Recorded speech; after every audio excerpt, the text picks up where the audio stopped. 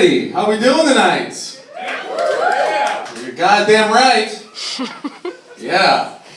So yeah, something kind of funny happened to me the other day.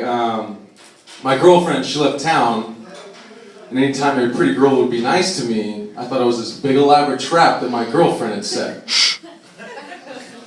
Like I was in line trying to get a sandwich, and this girl stands next to me and says, "Oh, the food smells great." "Oh, so how do you know my girlfriend?" Not falling for that shit.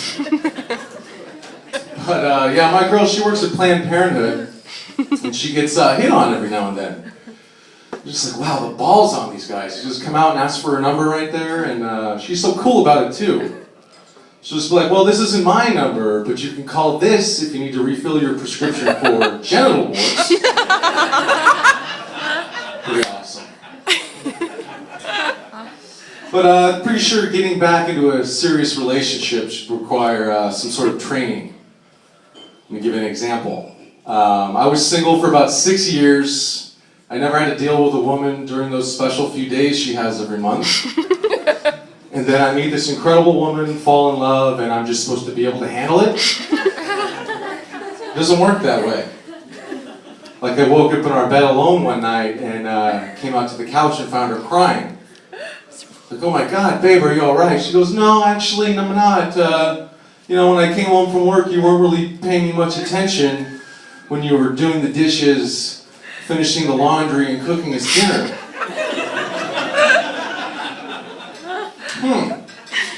Sort of goes against everything I thought I knew about living with a woman.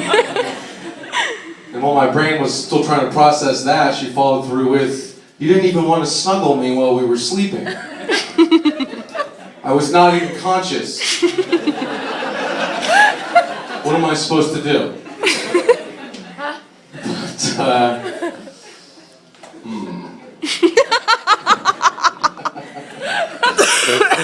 So a lot of people like to romanticize about the good old days being single, but I don't. I remember how terrible they were. Like I was with this girl, went out on the first date, like the nicest person I've ever met in my life. Second date, even nicer. Third date, she's not so nice. And as it turns out, those first 2 dates, she was high on heroin. And now she's out of heroin and demanding that I buy her more heroin. What a peach. Another girl I was with actually complained of me being distant while I was inside of her.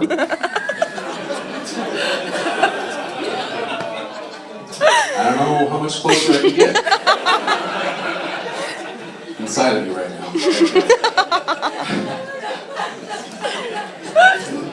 Another girl I was with for about 2 months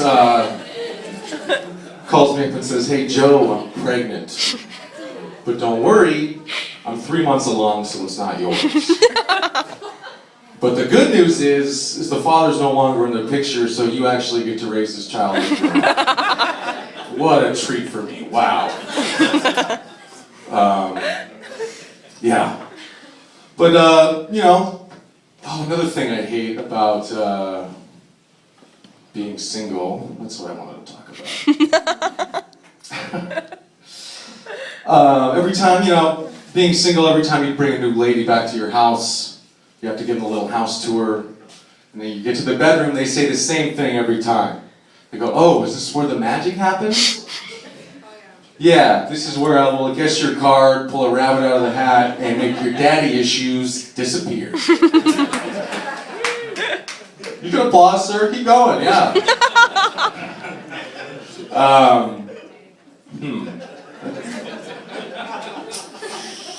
Okay, let's talk about a method of birth control I don't really understand.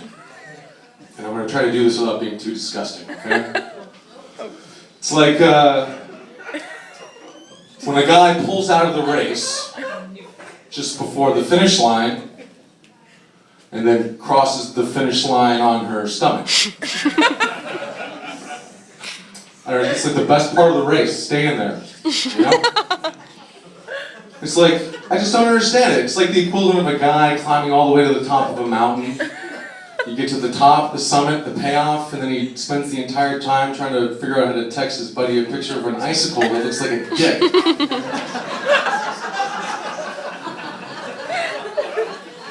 Or like the equivalent of getting an hour-long massage, and in the last 5 minutes you stand up and rub your back into the door jamb instead. Or how about this one?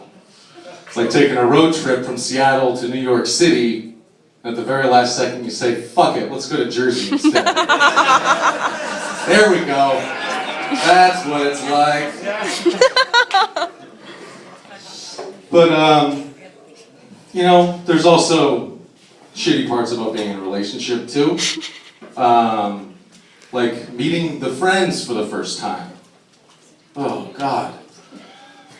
Like, and you know, every group of friends always seems to have that one friend, right? Nobody really knows why they're friends with them, how they met them, but they always say the same thing. They say, oh, you know, he's really nice, you just got to get to know him better. As the telltale sign that someone is an absolute piece of shit. But I was at a, what I thought was a sophisticated party. And, you know, I was dressed up nice. And then in walks this guy wearing sneakers, Superman underpants, and a pink tank top. Yeah, it's gonna get weird. So just buckle up. And sure enough, within 5 minutes of him arriving to the party, he's got his Superman underpants around his ankles, and he's wiggling his dick on the dance floor. Yeah. So at this point, my inner monologue saying, Joe, they're her friends, they're not yours, just be cool. And then he comes over and gets introduced to me. He just sort of grabs my ball bag, hangs onto it, and stares me right in the eye. At this point, my inner monologue has left the building and is running down the street. So at this point in the party, I decided to have a couple of hundred drinks. And then, you know, I was feeling pretty good, feeling loose. And so I approached the dick wiggler. And he was taking a break from dick wiggling at this point, mind you.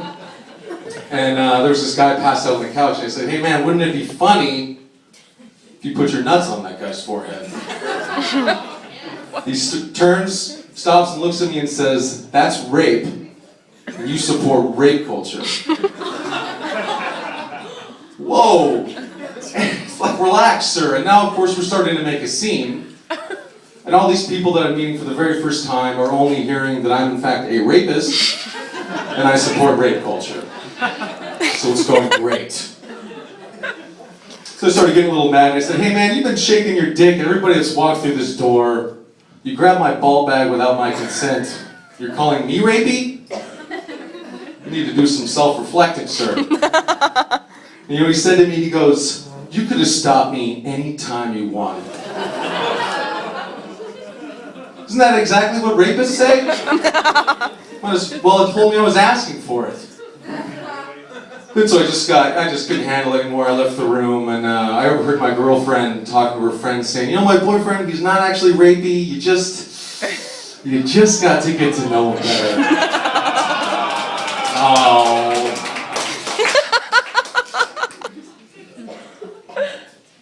But I'm not trying to say I'm